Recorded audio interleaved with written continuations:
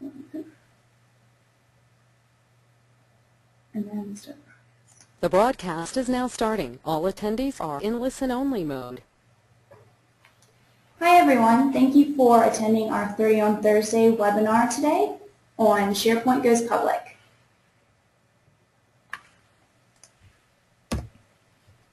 Just a little bit of housekeeping before we get started. Our 30 on Thursday webinar series is a bi-weekly 30-minute webinar series designed to keep you updated on the hottest developments, products, and trends with Microsoft SharePoint. Our next webinar will be Thursday, March 16th from 1:30 to 2 o'clock. It will be Understanding SharePoint Governance in 30 minutes presented by AppPoint. You can register for this webinar and see our full schedule on susqtech.com/webinars. We also wanted to mention our 5th annual conference. It's the SharePointConference.org. This year it will take place in Reston, Virginia, April 30th to May 1st. We have sessions for business users, end users, designers, and developers.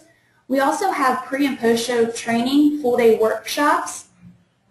For everyone who is an attendee for today's webinar, we are offering a promotional code, 30 Kindle. You can use this code when you register, and you'll receive a free Amazon Kindle at the conference. You can visit SharePointConference.org for more information and to register. So for today's session, the topic is SharePoint Goes Public. Our presenter is Terry Simpson, Solutions Architect here at SusQtech. You can contact Terry at terrys@susqtech.com or follow him on Twitter at Terry D. Simpson. I am Julia Oates, SusQtech's Marketing Coordinator, and I will be moderating for today. So let's get started. All right, thanks, Julia. So we're going to talk a little bit today about public-facing websites on SharePoint.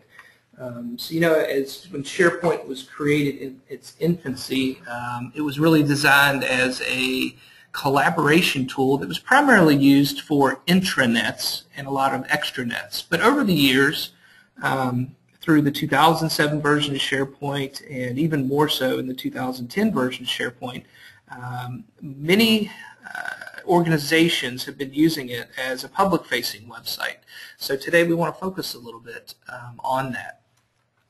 So for today we want to get a little bit better understanding about how companies are successfully using SharePoint 2010 for internet sites. So we're going to look at a lot of examples that kind of support that. So why SharePoint? We'll talk a little bit about 2010 as an enterprise content management system here.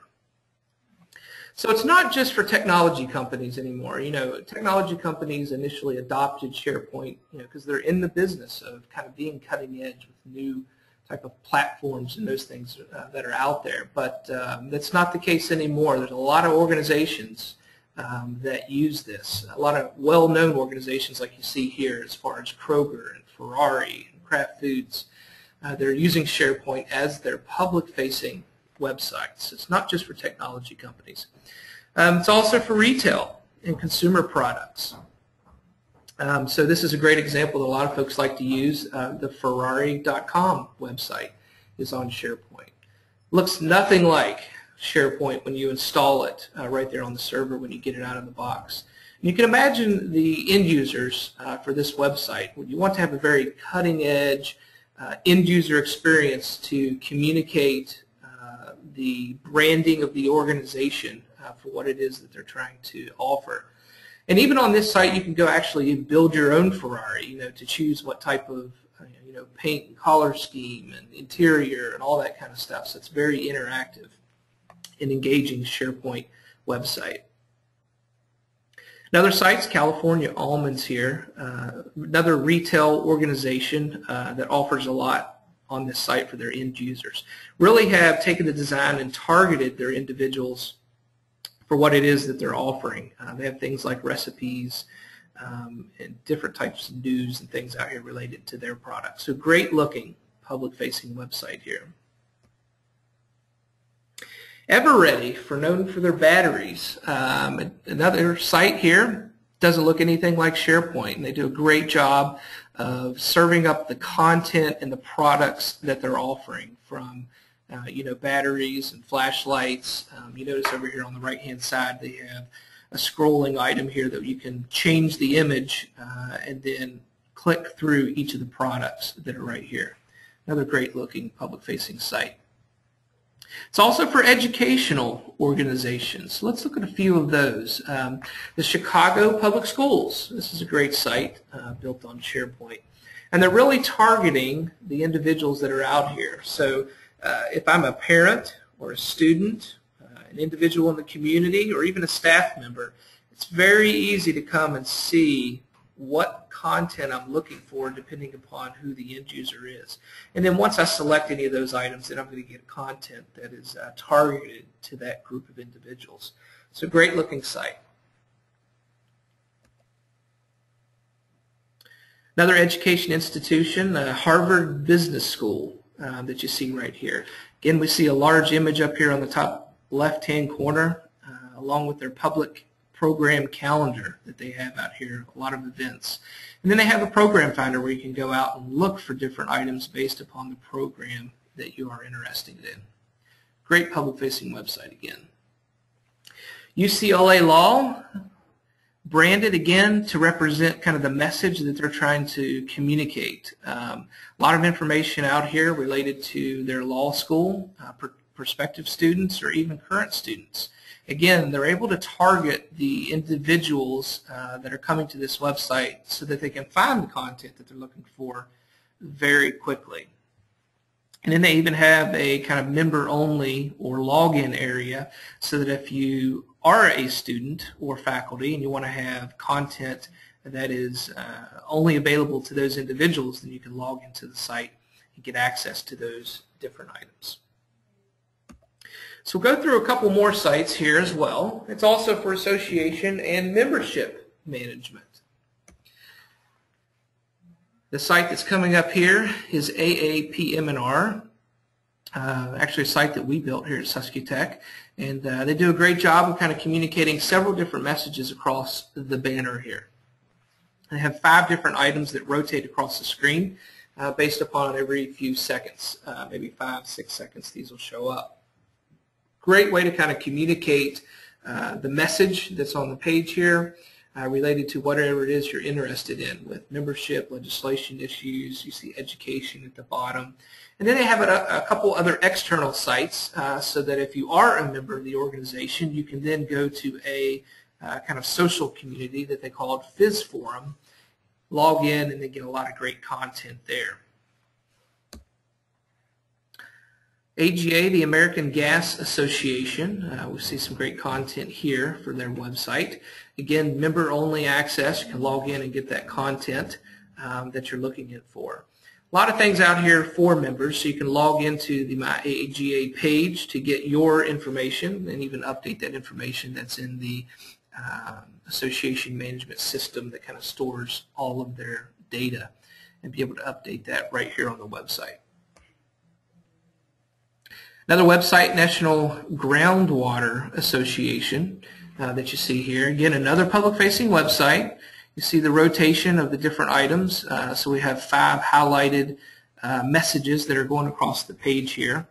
And then they're also targeting their end users very specifically. So I'm a scientist or engineer, I need to go here. If I'm a contractor or a student, I need to select the items right here. So a great way to target who those end users are and very quickly get off and running to see the content for those individuals.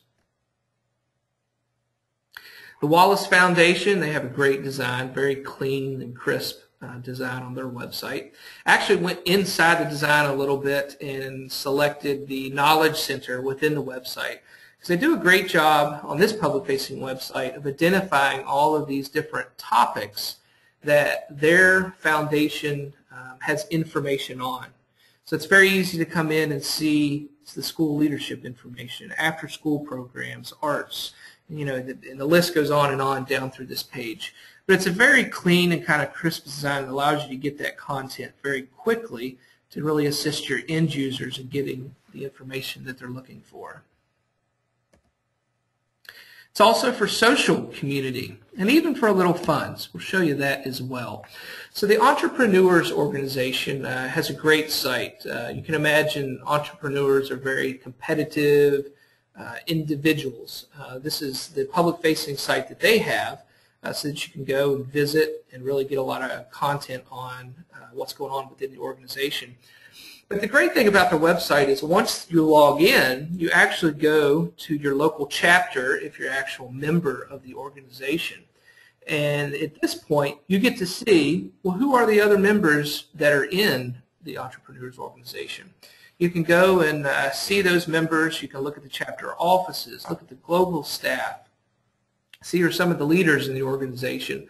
A lot of great content on this site. They've taken some of the social pieces, including like imagery, and put out here in the profile and placed it on the site.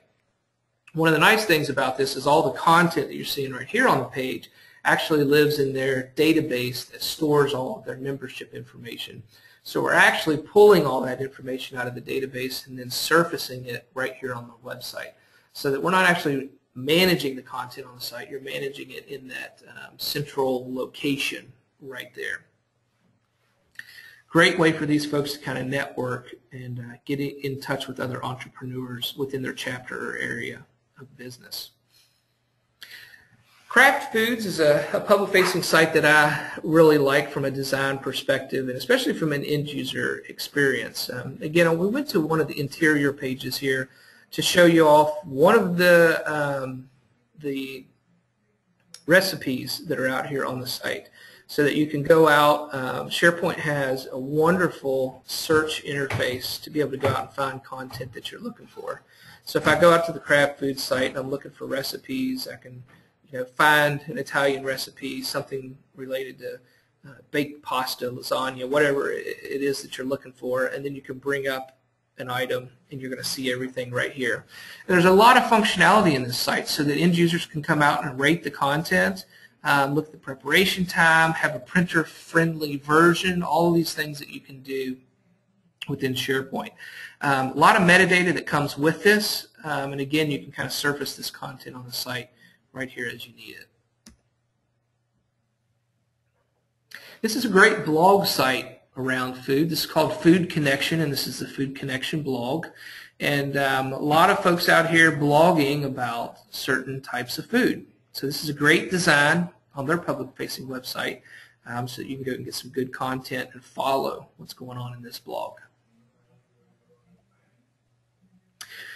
So why use SharePoint for the web, and especially for a public-facing website? I want to kind of hit a few bullet points right here. There's a lot of integration with Office, and there's really an interface that looks very similar if you have Office 2010 products, Word and Excel and PowerPoint. And users are really starting to get comfortable with that, because when you go to author content in this website, it's the same user experience when you're within Word and Excel and trying to edit content on a page. So the days of having to know a tremendous amount of HTML and having the IT department update content on the web are kind of over. A very, very user-friendly website to be able to keep your content updated on a public-facing site.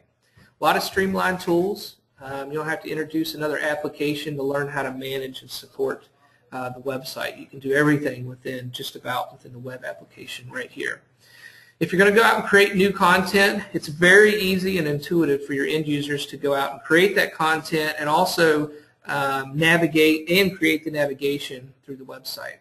A lot of publishing capabilities, especially with workflow. So in the event that you want to publish content out to the public-facing website and you want to empower some of those users to do that internally, but you don't want to necessarily have them put it out there live, you can put some things through a workflow process so that an individual can come in and create content, they hit submit to be published, and then you can have kind of a web content manager or webmaster to then approve the content before individuals can see it. And the big thing is the search capability. There's just a huge amount of functionality and things that you can do within search within the 2010 platform. Some of the common objections is around design. A lot of folks say, it looks a lot like SharePoint. And what we're trying to communicate today and some of the other ones is you can make this look nothing like SharePoint. There's a lot of social, networking components, and a lot of things that you can do on the website from a public-facing standpoint. So one of the objections is the design limitations. The design limitations are very easy to kind of get over through the use of the master page. And once you've created that master page, it's going to kind of inherit throughout the navigational experience. So once you've kind of set the tone with that, that's going to carry out throughout the website. Here's a great example from Volvo Cars. Very nice design. If you visit their website, they have some great mega menus. I'm not going to click onto the site, but if you want to visit there, they have some great mega menus. They cross-sell a lot of different content, and it's a great look on your mobile devices as well. So here's a great question. It's kind of nice if all you folks are in the same room to be able to kind of get a survey here, but which one of these is a SharePoint site? This is a site that one of my colleagues worked on for the Rush University Medical Center. So this is a good looking site. So we'll kind of put it to the side and show you this other site for, again, Rush University Medical Center that we see right here. So we see the two of these, and you can kind of do a comparison, and you can say, well, which one of these is the SharePoint site? Well, it's actually the one on the right. It has a little bit more engaging design that you see right here. A lot of rich media and animation in this site, and it really breaks the mold of, well, I don't want it to look like SharePoint, because this obviously looks nothing like SharePoint. One of the things we encourage a lot of our clients, or even individuals that are out there, period, is to really go and create a design that you want to see and have a vision of, and then we'll look at making SharePoint work with that design, because you can do a lot with design in the site. Here's another website we worked on, Taking Governance Forward. Very clear navigation, has collapsible content to really make better use of the page, so that if you come down here in this Governance on a Page section, if you actually open this site up, you can click on all of these elements that are down here at the bottom and get additional content there, so that you don't have to open up a new page. You can work within the content that's right there on the page. Governance isn't a really exciting topic, and I think this website does a great job of taking a topic that we say here is very dry and making it a little bit more engaging as you visit the website. Another objection is the content management limitations. A lot of great features. This is a site right here called Sharepoint Videos that talks about managing videos on a public-facing website. So you can have a lot of multimedia out there with a photo and video galleries. I mean, you can have the ability to tag videos with different pieces of metadata, so that I can come and look for content based upon the way the video has been tagged. Obviously, this is a SharePoint-related video library, but we see all the tags over here. I can watch videos related to alerts, BCS, BDC, business intelligence, and all the categories are tagged over here, so it's very easy for end users to find the information. And all of this is done dynamically, so that when new videos are uploaded to the website, once you tag that video in the uploading process, it automatically shows up in the navigation, so it's very easy to kind of manage the content within the site. So here's a good example one of my colleagues came up with when Harry met Potter and SharePoint come together. So this is the West Hatch High School. Great site that you're looking here for a high school. You kind of see the elements in the background here where we have a few students along with the main content well that's right here in the page. And this is really nice because you can change this in the background right here and have the web content on the page stay the same. One of our clients who has an intranet that they use right now, they changed the background based upon the season or around President's Day. They had a picture of President Lincoln in the background. So there's a lot of things that you can do from a design perspective that are really nice, that keep your individuals really engaged on the site. Very content-rich site, and use this kind of iconographic for different types of content.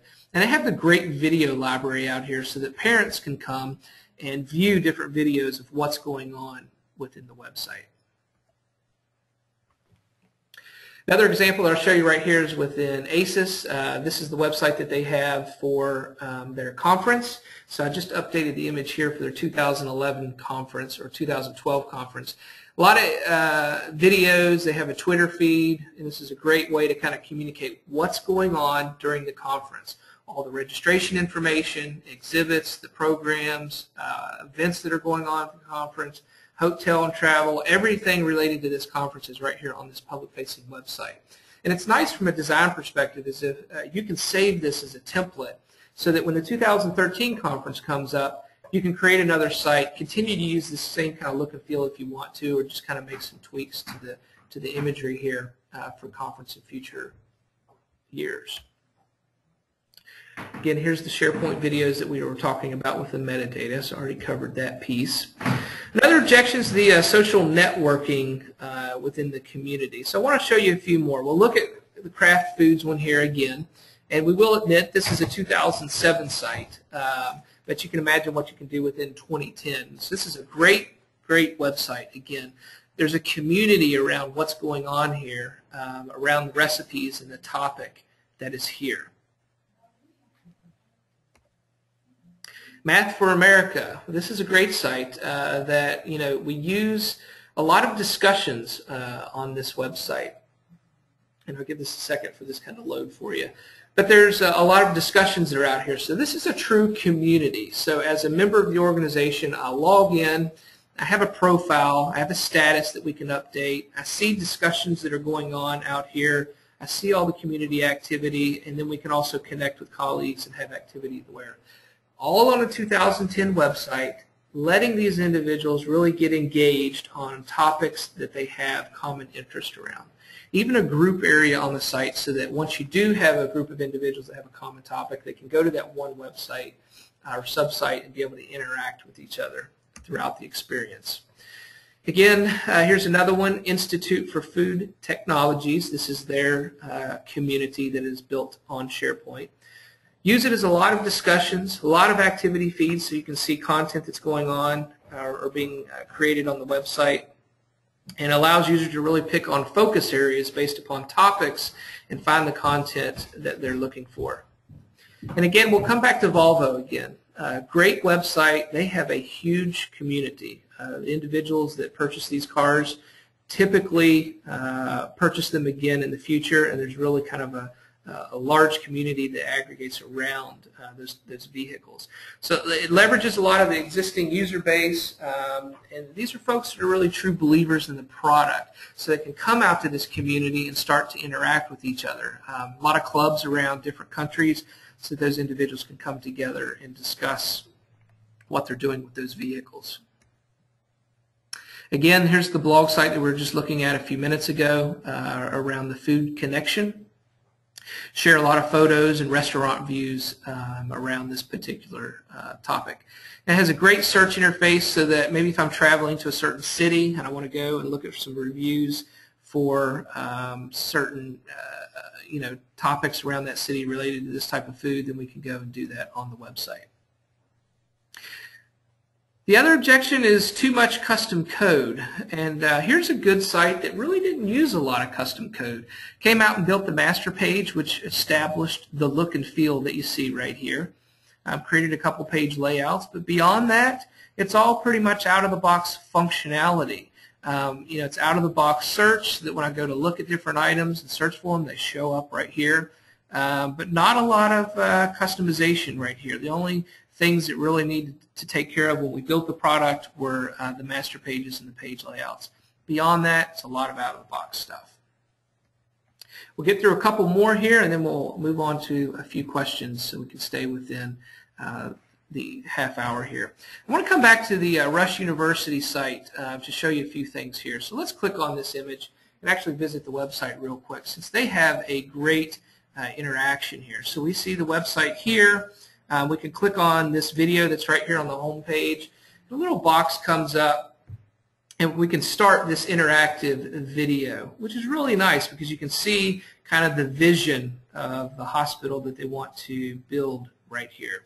So it's a great piece of media that they placed right here on the site. But the thing that's really interactive is once you're done with the video, you can then kind of start to take a tour of the site.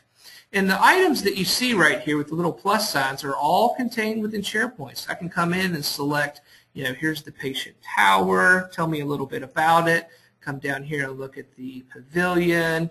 I can get little pieces of data that are contained within SharePoint lists right here. And as long as the site's set up correctly with those lists, you can go and add other pieces of data as you would like. So I really like the interface and the look of the site that you see right here. So moving on, we'll come back to Math for America. This is the search page that we're looking at here, so I can go out and search for other individuals that are in that site that may have related information to me. And I like the filters over here that are out of the box with SharePoint so that I can look at program year or schools, those type of things to figure out what it is that I'm looking for or who I'm looking for in that particular site. So there's a lot of third-party items that we can look at. We can talk about blog templates, the search, the My Sites usability, a lot of pieces of functionality that are out here related. We've even looked at the mobile use of implementing mobile entree for SharePoint, so that if you want to get that mobile site looking good, you can use something like mobile entree to really help out with the mobile version so that you can keep the content out there on the website, not have to update it for those mobile users, but you get to determine what shows up as far as mobile user content. On our website, SusQtech.com, I'll show you a little bit of that mobile version that we see here. So we see the public-facing site here that you see on your regular PC, and then we see the mobile version right here. And in this mobile version, we've actually clicked on the menu button to see the primary navigational points here for consulting, products, training. And we see here on the home page before we click the menu button where we see each of those sections. So we've kind of stripped away all the web parts and the graphical elements, and we're just getting to the core content that we think mobile users will want to see on the website. And you can also go out and build a custom version of that. This is our conference site last year that we had a custom master page built on so that when you come to the conference to get information, you can see the general information, the sessions, the speakers, and even the sponsors right here. All three of these screenshots are on the iPhone. All right, so I think at this point we may take a few questions if you guys have placed questions out there on the site. Anything related to kind of public sites there. So if you want, feel free to go into the question box on the GoToMeeting and add a question right there onto the page, and we'll try to get a few of those answered in the last couple of minutes. All right, so the first question I see out here is, let me go back here, what exactly are the design limitations? Meaning, what do we need to keep in mind when creating a design that will not be a pain in implementing or creating excess cost in the customizations? Things like cross-browser compliance or even the upgrade path. And the thing that I really encourage folks to do when it comes to the design of the public-facing website is really don't worry about what SharePoint can or cannot do at first. Go ahead and create that vision of what you want on a public-facing website, and then have a UI person that really knows and understands SharePoint to come in and then validate the functionality and to see how we're going to implement that in SharePoint. And there's been very few items that I have ran into that SharePoint really can't handle when we get that design and then we go to execute it on the public-facing website. One of the things to be cautious about, I think, when you're looking at cost and those kind of things is on a lot of the dynamic areas within the SharePoint site, things like the global navigation, we try to stay away from using like images in those navigational elements. We really want to try to stick to using the CSS and the style sheets and those kind of things to configure those navigational elements so that we don't have to use images, because the images then become kind of like fixed objects. It's kind of hard to keep from an upgrade path. But definitely be open, keep an open mind, and go from there. All right, so let's look at another question. How to keep anonymous users from being able to access the view all the site content views if they know the URL.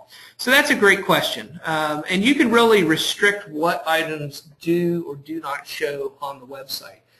You could begin in the search area to really put a restriction there so that certain items don't show up in the search results. If the individual does have the actual URL to be able to navigate to a certain section, and maybe somebody's emailed it to them. In that scenario, you really want to pay attention to what the security is around that URL, because you're going to have the site open to anonymous users, but you can still have certain elements or areas of the site locked down to authenticated users. So that's really what you want to focus on, and you want to make those areas secure so that individuals can't log into the site at that point. So I think that's what you want to focus on for those individuals. All right, what version of SharePoint 2010 is needed for public-facing sites? Great question. You're going to have to use, in most situations, the enterprise version. And from a licensing perspective, you have to have the FIS license, which is for internet sites. And that's really the key, because you can't go out there with just a license that has a certain number of cows, because you're going to have internet anonymous users out there accessing it. So you really need the FIS license in order to get there on the website. So as long as you have the FIS license with the standard enterprise there, you should be all set with getting access to the website or being able to build it on SharePoint 2010. So those are the questions that I saw in the question box. So I encourage everyone, if you have any further questions from here, to send me an email. Be more than happy to follow up with you directly. And if you want to see some additional sites or additional functionality, be more than happy to kind of have a one-on-one session, maybe via GoToMeeting like we do here, to kind of talk through some of the things that you can do on public-facing websites. So I hope everyone enjoyed the presentation here. And feel free to contact myself or Julia if you have any questions in the future. And I encourage you to go out and visit our website at SusQtech.com and visit that site to look at future 30 on Thursday webinars. And if for some reason you want to go back and see this webinar again, we did record this, and we'll have that recording up on the website on the 30 on Thursdays area, so that you can look at today's presentation and also presentations that we have done in the past. So thank you again for everyone who signed up and visited today's webinar, and we'll look forward to talking to you in the future.